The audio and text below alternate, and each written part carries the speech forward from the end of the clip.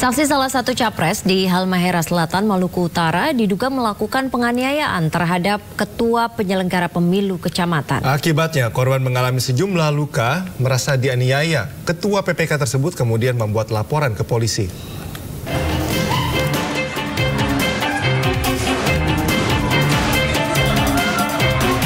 Keributan berujung aksi adu jotos tak terhindarkan usai salah seorang saksi salah satu calon presiden di Kabupaten Halmahera Selatan, Maluku Utara tak terima hasil perhitungan suara dalam rapat pleno tingkat kabupaten jika diduga melakukan penganiayaan terhadap ketua PPK.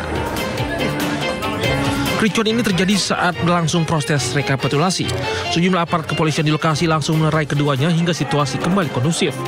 PPK mengaku bukan ada pengurangan suara capresnya, melainkan kesalahan input data sehingga setelah diperbaiki ada penambahan suara terhadap capres yang ia dukung. Sudah saya jelaskan di ruang pleno dan dikoreksi dan sudah selesai di ruang pleno. Tiba-tiba dia isukan di luar bahwa kita ini kurangkan suara salah satu pasangan calon presiden. Bahwa itu adalah menjadi unsur tindak pidana dan selanjutnya kita akan proses sesuai dengan hukum yang berlaku. Kini korban telah melaporkan peristiwa itu ke Mapolres Halmahera Selatan untuk ditindaklanjuti. Terduga pelaku dan sejumlah saksi juga telah diminta keterangan. Alternatif Maluku Utara, Ismail Sangaji melaporkan.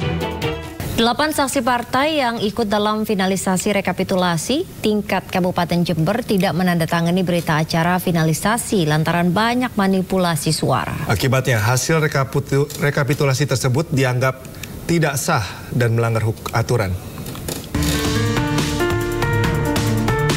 Usai membacakan finalisasi rekapitulasi dokumen hasil suara untuk caleg DPRD Kabupaten Jember, Komisioner KPUD Jember bersama para saksi dari partai menandatangani berita acara finalisasi rekap suara.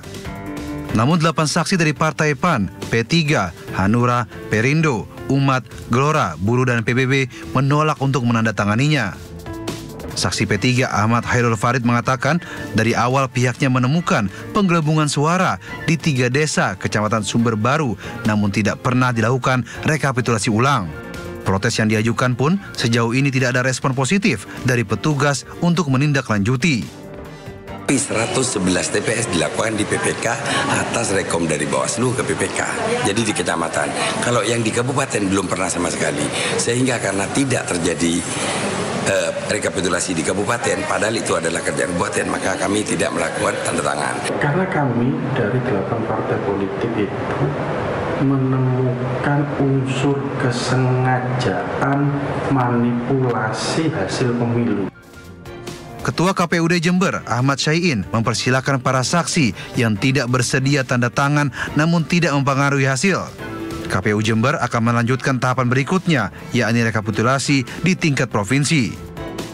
Tidak mau tanda tangan itu adalah hak, tapi kalau misalkan tidak mau tanda tangan, nanti selanjutnya akan disampaikan dalam alasannya kenapa tidak mau tanda tangan. Selain finalisasi hasil rekapitulasi suara legislatif DPRD Jember yang tidak ditandatangani 8 saksi, pada hasil perolehan suara calon presiden dan wakil presiden juga tidak ditandatangani saksi dari paslon nomor 1 dan saksi paslon nomor 3. Dari Jember, Bambang Sugiarto melaporkan.